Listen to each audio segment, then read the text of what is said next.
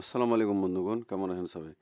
আশা করি সবাই ভালো আছেন আল্লাহর রহমতে। আমিও আলহামদুলিল্লাহ আল্লাহর রহমতে এবং আপনাদের দোয়ায় এবং আপনাদের যে এই ভিডিও কোরআনের যে এই ভিডিও দেখার, আমি যে এই কোরআন এর ভিডিও আপলোড করছি এবং আপনারা যারা দেখছেন, এই প্রবণতাই আমাকে এরকম ভিডিও বানাতে আরও উৎসাহিত করে। আর ভবিষ্যতেও আমি এই কাজ চালিয়ে যাব ইনশাআল্লাহ, যদি আপনাদের এই ভালোবাসা, এই চাহিদা থাকে বা নাও থাকুক, তবুও আমি আমার এই যে কাজ আমি হাতে নিয়েছি, তবুও আল্লাহর জন্য, নিজের জন্য আমি এটা চালিয়ে যাব মৃত্যু পর্যন্ত ইনশাআল্লাহ। সবাই দোয়া করবেন।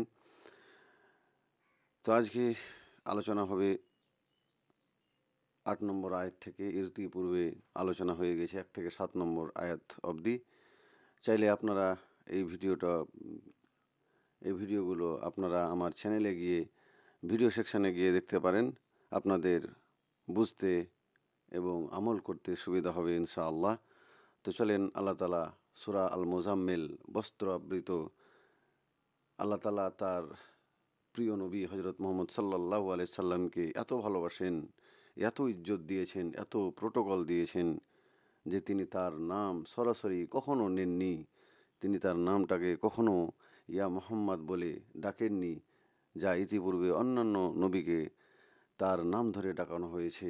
আপনারা কোরআনে দেখতে পারেন, যেমন ইয়া মূসা বলে তাকে মূসাকে সম্বোধন করা হয়েছে, বা ইয়া ইব্রাহিম বলে ইব্রাহিমকে ডাকা হয়েছে। কিন্তু আমাদের নবীকে আল্লাহ তালা এত ইজ্জত দিয়েছেন যে তার নামটা কখনো তার সরাসরিভাবে ডাকেননি। এভাবে আমাদের নবীকে ইজ্জত দিয়েছেন। এভাবে আল্লাহ তালা আমাদের ইজ্জত দিবেন ইনশাআল্লাহ সেই কিয়ামতের মাঠে। তো চলেন, আল্লাহ তালা 8 নম্বর আয়াতে কি বলছেন সেদিকে দেখা যাক, এবং এখান থেকে আমরা কী শিক্ষা নিতে পারি এবং এই শিক্ষা নিয়ে আমরা আমাদের বাস্তব জীবনে কিভাবে রূপায়ণ করতে পারি সেই দিকে বিশেষভাবে নজর দেবো ইনশাআল্লাহ। আউযুবিল্লাহি মিনাশ শাইতানির রাজিম, বিসমিল্লাহির রহমানির রহিম। পরম করুণাময় অসীম দয়ালু আল্লাহর নামে শুরু করছি। ওয়াজকুর ইসমা রাব্বিকা ওয়া তাওয়াক্কাল। আল্লাহ তাআলা বলছেন, ওয়াজকুর ইসমা রাব্বিকা ওয়া তাওয়াক্কাল ইলাইহি তাবতীলান। আর তুমি তোমার রবের নাম স্মরণ করো এবং একাগ্র চিত্তে তার প্রতি নিমগ্ন হও। আল্লাহ তাআলা প্রথমে বলছেন যে তুমি নিশ্চয় তোমাদের এই যে কর্মব্যস্ততা আছে, দিনের মধ্যে তোমাদের মধ্যে কর্মব্যস্ততা থাকে, আর নিশ্চয় রাত, আল্লাহ তাআলা আরও বলছেন রাত জাগরণ আত্মসংযমের জন্য অধিকতর প্রবল। এই আত্মসংযম, রাত জাগরণটা, রাত্রে যে আপনি জেগে আমল করবেন আল্লাহ তাআলাকে রাজি করার জন্য, আল্লাহ তাআলার কাছে নিজের গুনাহার ক্ষমা চাওয়ার জন্য, যে তাহাজ্জুদ নামাজটা পড়বেন রাতের কিছুক্ষণ যাওয়ার পরে, এগুলো আপনাদের জন্য ভালো এবং আপনার আমলের জন্য ভালো। আপনার নেকির পাল্লাটা কিয়ামতের মাঠে সেদিন ভারী হয়ে যাবে। তার জন্য আল্লাহ তাআলা ইনডাইরেক্টলি আমাদের নবীর মাধ্যমে আমাদের এই শিক্ষা দিয়েছেন এবং এটা উপদেশ দিয়েছেন যে আমরা যাতে রাতের কিছুক্ষণ গিয়ে আমরা কী করি, তাহাজ্জুদের নামাজটা আদায় করি। এবার আল্লাহ 9 নম্বর আয়াতে কি বলছেন, যে আর তুমি তোমার রবের নাম স্মরণ করো এবং একাগ্র চিত্তে তার প্রতি নিমগ্ন হও। সুতরাং তুমি তোমার প্রতিপালকের নাম স্মরণ করো। আল্লাহ তাআলা বলছেন তুমি তোমার প্রতিপালক আল্লাহ, তার প্রতিপালকের নাম, তার নিজের নাম আল্লাহ তাআলা স্মরণ করাতে বলছেন। আল্লাহ তাআলা সব সময় তার নামটা আমাদের যাতে স্মরণে থাকে, তার জিকির আমাদের ঠোঁটের মধ্যে যাতে প্রত্যেকটা মুহূর্ত, যখনই আমরা সময় পাবো তখনই আল্লাহ তাআলার সেই জিকির, আল্লাহ তাআলার মহিমা আমরা গাইতে থাকবো বা বলতে থাকবো এবং একনিষ্ঠভাবে তাতে মগ্ন হও। একনিষ্ঠ বলতে মানে যখন আমরা কোনো কিছুতে ধ্যান দিই, দেখবেন একবার একাগ্র চিত্তে আমরা কিছু ধ্যান দিই, করি, তখন সেই কাজটাও আমাদের করতে হবে। যখন আমরা নামাজ পড়বো, আমাদের আজে বাজে যত চিন্তা ভাবনা আসে, আমরা একাগ্রতা মনে পড়ার জন্য, একাগ্রতা বা এক মন হওয়ার জন্য আল্লাহ তাআলা যে নামাজ আমরা যে দাঁড়াচ্ছি, সলাতে আমরা যে দাঁড়াচ্ছি, সেই একাগ্রতা পাওয়ার জন্য আমরা কি করব, আমরা মানে বুঝে কোরআনের অর্থ বুঝে, কোরআনের আয়াতের অর্থ বুঝে আমরা পড়ব, তেলাওয়াত করব। তাহলে দেখবেন আপনার মনটা আর অন্য দিকে যাচ্ছে না। নয়তো দেখবেন কত মানুষ বলছে যে আমরা নামাজ পড়ছি, আবার সলাতে দাঁড়াচ্ছি, তখন আমাদের মধ্যে আজে বাজে চিন্তা আসছে। তো এটা আসা স্বাভাবিক। আপনার মাইন্ড এমন একটা আল্লাহ তাআলা দিয়েছেন যে সেটা স্থির থাকবে না।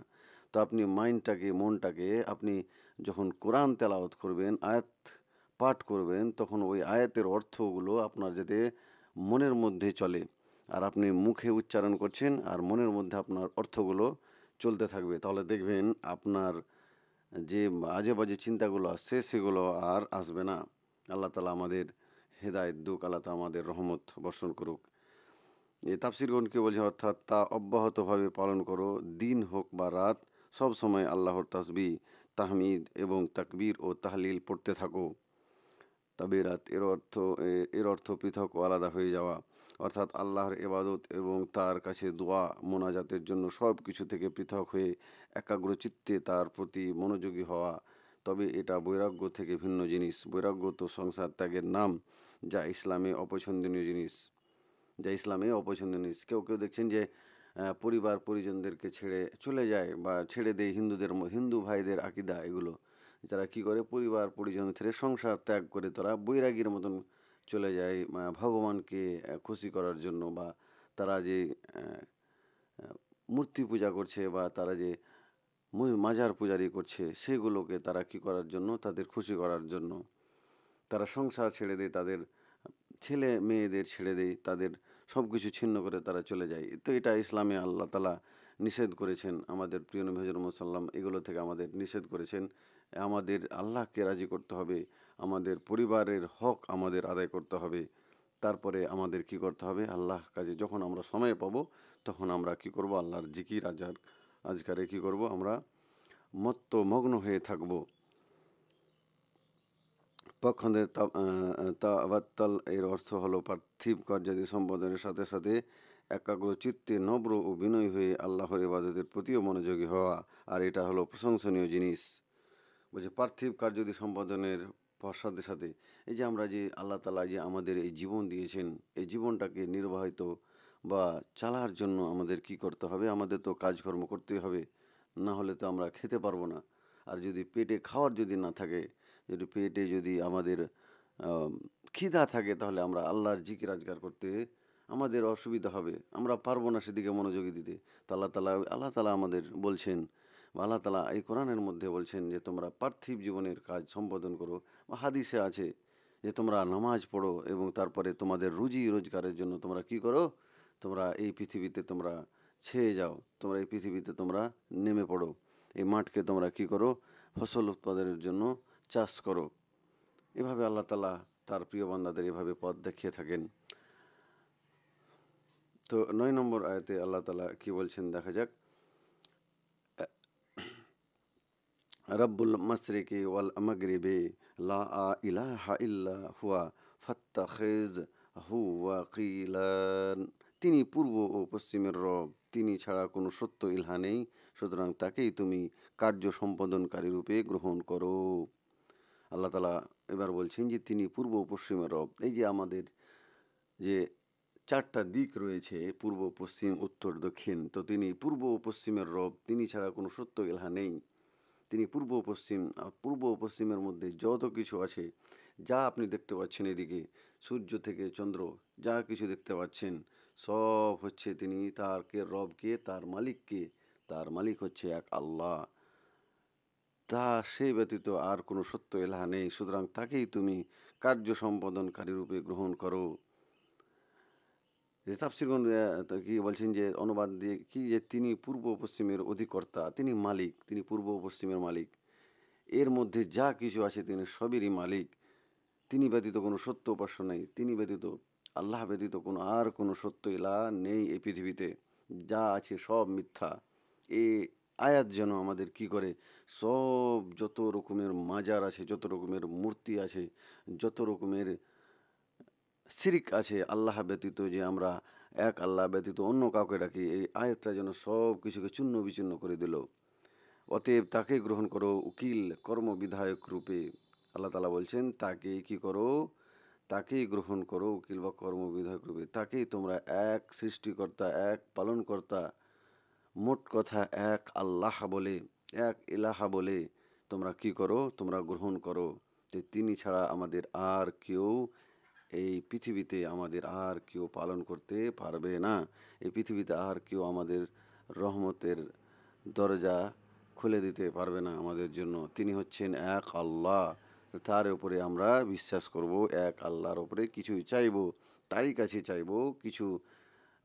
আমরা নিজের গুনাহকে মাফ করার জন্য তারই কাছে দোয়া করব, নাকি অন্য কারো কাছে বা কোনো পীর বাবা বা কোনো খাজা বাবা এদের কাছে যাব। আমরা কোনো কিছুই চাইব, কোনো গুনাহর ক্ষমা চাইব। আল্লাহ আমাদের যেন এক আল্লাহর এক আল্লাহর ওপর আমরা যাতে ভরসা করে তার কাছেই ক্ষমা চাই বা তার কাছে সব কিছু চাই, এক আল্লাহর কাছে। এরপরে 10 নম্বর আয়াতে আল্লাহ তাআলা বলছেন, ওয়াসবির আলা মা ইয়াকুলুনা, ওয়াসবির আলা মা ইয়াকুলুনা ওয়াহজুরহুম হাজরান জামিলান। আর তারা যা বলে তাতে তুমি ধৈর্য ধারণ করো এবং সুন্দরভাবে তাদেরকে পরিহার করে চলো। সুবহানাল্লাহ। লোকে যা বলে তাতে তুমি ধৈর্য ধারণ করো। সুবহানাল্লাহ। কালকে যেন আমি একটা কাজ করছিলাম, ভালো কাজে ধরে নেন, কোনো ভালো কাজ করেছিলাম। তো লোক মানে এদিক ওদিক কথা বলছে, অনেক রকম এক এক রকম লোক এক এক রকম কথা বলছে, এবং সৌজন্য সহকারে তাদেরকে পরিহার করে চলো। সুবহানাল্লাহ। আমি আল্লাহর কাছে দোয়া চাইছিলাম যে আল্লাহ আমাদেরকে তুমি এমন এমন সহ্য করার, এমনভাবে চলার তৌফিক দান করো, যাতে করে আমি এই দুনিয়ার যে প্রত্যেকটা মানুষ এক একজনের এক এক রকম বুদ্ধি, তো তাদের সব কেউ কারোর মতন নয়। কেউ একটা কথা বলবে আপনাকে, কেউ আর একটা কথা বলবে, কেউ একটা কটু কথা বলবে, কেউ একটা আপনাকে মানে রাগান্বিত করার জন্য একটা কথা বলবে, কেউ আপনাকে মানে আপনি যেটাতে আপনার পছন্দ নয় সেই কথাটা আপনাকে বলবে। এই আশেপাশের লোক আমরা যে দেখতে পাচ্ছি, তো লোকে যা বলে তাতে তুমি ধৈর্য ধারণ করো। সুবহানাল্লাহ। যে লোক তো বলবেই সব কিছু, তো আমাদের কি উচিত, আমাদের কি করতে হবে? ধৈর্য ধারণ করতে হবে, আমাদের সহ্য করতে হবে। সুবহানাল্লাহ। যে আজকে আমি আল্লাহর কাছে দোয়া চাইলাম, আর আল্লাহ দেখেন আজকে এই আয়াতটা আমার সামনে দিল, যে লোকে যা বলে তাতে তুমি ধৈর্য ধারণ করো। এই জন্য আমি বলি যে কোরআন হচ্ছে আপনার সব কিছু সমস্যার সমাধানের উত্তর এই কোরআনের মধ্যে পাবেন। আমি আল্লাহর কসম খেয়ে বলছি, আজকে আমি দোয়া করলাম, আজকে ফজরের নামাজ পড়ে আমি দোয়া করলাম যে আল্লাহ, এই যে লোকজন যে কত কিছু বলছে, কেউ কোনো কিছু কাজ করি বা কোনো কিছু করতে যাই, তো তারা শুধু নিরাশা হাতে দেওয়ার জন্য আমাদের কি করে উঠে পড়ে লেগে থাকে। মানুষের কোনো খেয়ে দেয় তো কোনো কাজ নাই, তারা মানুষকে সব মানুষের কথা বলছি না, আছে আল্লাহওয়ালা কোনো লোক যারা ভালো উপদেশ দেয়, যারা ভালো কথা বলে। আর এমন এমন লোক আছেন দেখবেন আপনার আশেপাশের সমাজের মধ্যে, তারা শুধু আপনাকে নিচে টানার জন্য, তারা শুধু আপনাকে ছোট করার জন্য, তারা শুধু আপনাকে মানে বেইজ্জত করার জন্য উঠে পড়ে লেগে থাকবে। আশেপাশে দেখবেন কতগুলো লোককে। তো আল্লাহ তাআলা এখানে কি বলছেন? তো লোকে যা বলে তাতে তুমি ধৈর্য ধারণ করো। লোকে যা বলে তাতে তুমি কি করো? ধৈর্য ধারণ করো, সহ্য করে নাও। সুবহানাল্লাহ। এই যে মনটা আছে, এই মনটাকে কি করতে হবে? একবারে এখন এই বর্তমান পরিস্থিতিতে আপনাকে ইসলামের পথে, এই কোরআনের পথে চলাফেরার জন্য আপনাকে কি করতে হবে? এই কোরআন মোতাবিক চলার জন্য আপনাকে মনটাকে শক্ত করে নিতে হবে। এই মনটাকে এমনভাবে শক্ত করেন, পাথরের মতন শক্ত হবে, আর ভিতরটা নরম হবে, যাতে কেউ আপনাকে কিছু বলে, কোনো লোক আপনাকে কিছু কটু কথা বলে, কোনো বাজে কথা বলে, আপনি তা যেন ধৈর্য ধারণ করতে পারেন, সহ্য করতে পারেন, এবং তাদেরকে ভালো কথা দিয়ে তাদেরকে কি করেন? এড়িয়ে চলতে পারেন। তার সাথে ভালো ব্যবহার করে, তারা যতই আপনাকে খারাপ কথা বলুক না কেন, যতই আপনাকে বেইজ্জত করার চেষ্টা করুক না কেন, আপনাকে ধৈর্য ধারণ করে আপনাকে তাদেরকে পরিহার করে, তাদেরকে পাশ কেটে তাদের সাথে চলতে হবে। এমন না যে তাদেরকে আপনি এমন ভাব দেখালেন বা এমন কথা বললেন যে যাতে করে তারা আরও রাগান্বিত হয়ে যায় বা আরও আপনাকে কিছু বলে। তো তাদেরকে সৌজন্য সহকারে ভালো কথা বলে, ভালো ব্যবহার দেখিয়ে আপনাকে কি করতে হবে? তাদেরকে পরিহার করে চলতে হবে, তাদের সাথে পাশ কেটে চলতে হবে।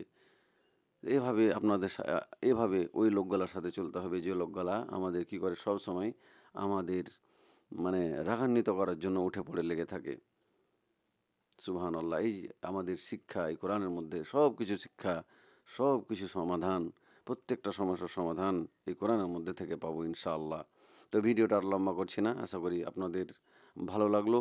ভিডিওটা অবশ্যই বন্ধুদের সাথে বেশি বেশি করে শেয়ার করবেন, যাতে করে সবাই এই কোরআনের শিক্ষা নিতে পারে এবং এই আল কোরআন মোতাবিক তাদের জীবনযাপন করতে পারে।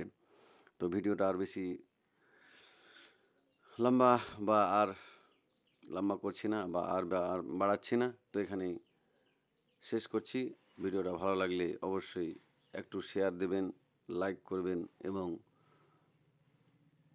চ্যানেলটাকে ফেসবুকে দেখছেন তাহলে ফলো করে নেবেন, আর ইউটিউবে দেখছেন তাহলে কি করবেন, সাবস্ক্রাইব করে নেবেন এবং ঘন্টাটা দেবে রাখবেন এরকম আরও সবার আগে এরকম আরও অনেক ভিডিও পাওয়ার জন্য। আসসালামু আলাইকুম ওয়া রাহমাতুল্লাহি ওয়া বারাকাতুহু।